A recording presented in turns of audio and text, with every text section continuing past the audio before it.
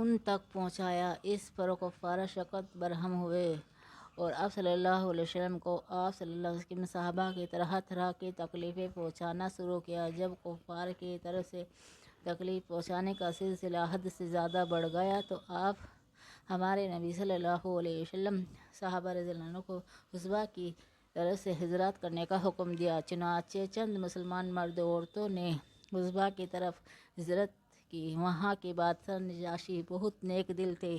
ادھر مکہ مکرمہ میں دھیرے دھیرے اسلام پھیلتا جا رہا تھا۔ روزانہ کوئی نہ کوئی اسلام قبول کرتا۔ دشمنوں کو بہت فکر ہوئی اور انہوں نے نبی کریم صلی اللہ علیہ وسلم اور آپ صلی اللہ علیہ وسلم ایمان لانے والے صحابہ کرام رضی اللہ عنہ کا قتل کیا۔ حضور رسول اللہ صلی اللہ علیہ وسلم اپنے صحابہ کے ساتھ صحابہ ابی طالب میں مشہور ہو گئے، جہاں مسلمانوں کو سخت تکلیف کا سامنا کرنا پڑا۔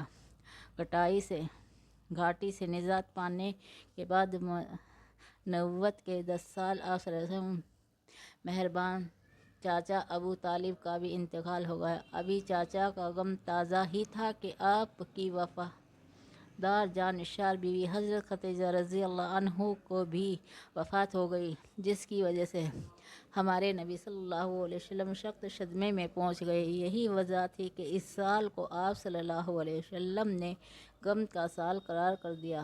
اب مشرکین مکہ نے ہمارے نبی صلی اللہ علیہ وسلم کو سخت تکلیف پہنچانا شروع کر دیا۔ مکے والوں کی یہ حالت دیکھ کر آپ صلی اللہ علیہ وسلم طائف کی سفر کا ارادہ فرمایا۔ وہاں پہنچ کر آپ صلی اللہ علیہ وسلم نے طائف کی اور سرداروں کو دین حق کی دعوت دی اور اللہ کا پیغام پہنچایا، مگر افسوس کہ ان میں سے ایک نے بھی دعوت حق قبول نہ کیا، بلکہ آپ صلی اللہ علیہ وسلم کو سخت اذیتیں اور تکلیفیں پہنچائیں۔ آپ صلی اللہ علیہ وسلم مکہ مکرمہ میں واپس تشریف لے آئے۔ مسلسل تکلیفوں کے بعد آپ صلی اللہ علیہ وسلم اللہ کی طرف سے ایک بڑا انعام ہوا کہ نبوت کے 10ویں سال معراج کا عظیم الشان واقعہ پیش آیا، جس میں نماز کا تحفہ ملا۔ سبحان اللہ۔ کفار مکہ اور مشرکین عرب کی طرف سے مسلسل تکلیف اٹھانے کے بعد حضور پاک صلی اللہ علیہ وسلم اپنے صحابہ رضی اللہ عنہم کے مدینے کی طرف ہجرت کرنے کا حکم دیا۔ وہاں چند لوگ پہلے سے ہی مسلمان ہو چکے تھے۔ اس طرح دھیرے دھیرے مسلمان مدینہ ہجرت کر گئے اور مکہ مکرمہ میں صرف ہمارے نبی صلی اللہ علیہ وسلم، حضرت ابوبکر صدیق، حضرت علی رضی اللہ عنہ اور چند کمزور مسلمان باقی رہ گئے۔ اب اللہ تعالیٰ نے ہمارے نبی صلی اللہ علیہ وسلم کو مدینے کی طرف ہجرت کرنے کا حکم دیا۔ چنانچہ آپ صلی اللہ علیہ وسلم نے بھی حضرت ابوبکر صدیق رضی اللہ عنہ کے ساتھ مدینہ منورہ کی طرف ہجرت فرمائی۔ جب نبی کریم صلی اللہ علیہ وسلم ہجرت فرما گئے مدینہ پہنچے تو مدینے والوں نے آپ صلی اللہ علیہ وسلم کا زبردست استقبال کیا۔ مدینے میں آپ صلی اللہ علیہ وسلم نے حضرت ابو ایوب انصاری رضی اللہ عنہ کے گھر میں قیام کیا۔ ہمارے نبی صلی اللہ علیہ وسلم مدینہ پہنچ کر سب سے پہلے اللہ کی عبادت اور نماز کے لیے مسجد بنائی، جس کو مسجد نبوت کہتے ہیں، اور ہمارے نبی صلی اللہ علیہ وسلم مدینے کی یہودیوں سے صلح کر لی۔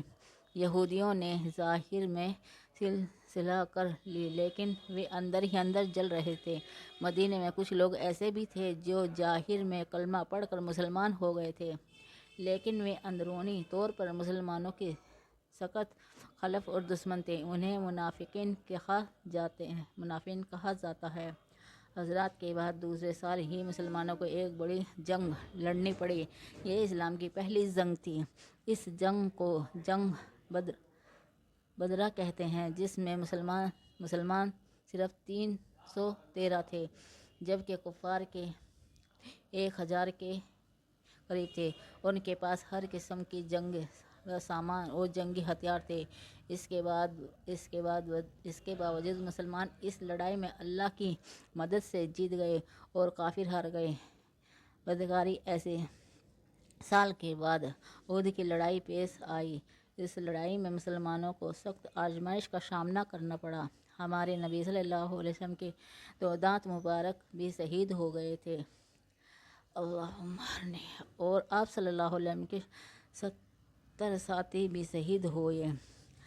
حضرات کے 5ویں سال ایک بڑی لڑائی ہوئی، اس حق کہتے ہیں مکہ کے کافروں نے یہودیوں کو لڑائی کرنے پر مسلمانوں کے خلاف 10,000 فوج تیار کی اور مدینہ میں حملہ کرنے کی نیت سے بڑھنے لگے۔ ہمارے نبی صلی اللہ علیہ وسلم کو جب اطاعت ملی تو آپ صلی اللہ علیہ وسلم مدینہ کی ارد اتنی گہرائی خندقائے کھدائی کہ دشمن اس کو پار کر سکے اور سقوط کر کے 1 مہینے کے بعد واپس چلے گئے۔